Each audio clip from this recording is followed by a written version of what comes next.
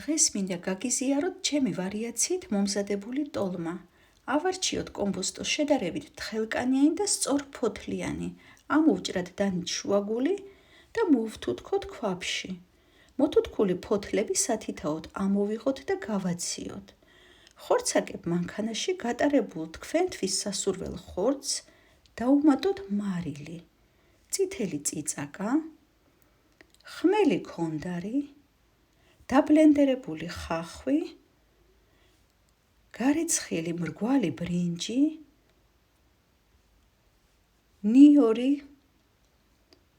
დაჭრილი ქინძი და ოხრახუში და ცოტაოდენი ძირა.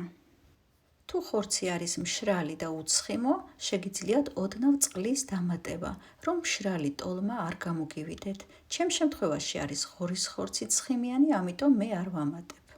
მოვძილოთ კარგად ჩვენი ფარში, მოთუთქულ ფოთლებს მოვაჭრათ უხეში ნაწილები, ჩავდოთ თითო კოვზი შეკმაზული ფარში და გადავახვიოთ ისე, როგორც არის ნაჩვენები ვიდეო კადრში.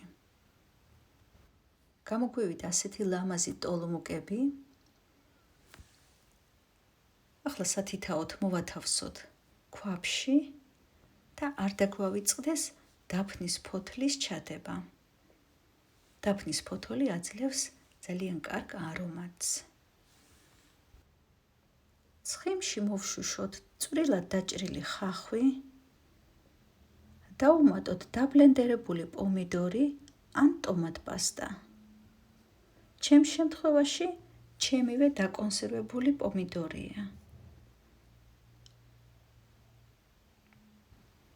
მოთუშული პომიდორი მოვასხათ ტოლმას, მოვაყაროთ მარილი,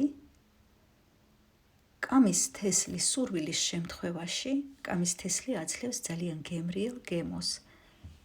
დავადოთ ბრტყელი თებში, დავასხათ წყალი და მოვხარშოთ მზაობამდე. მე ადუღებიდან 1 საათში გადმოვდგავ ხოლმე.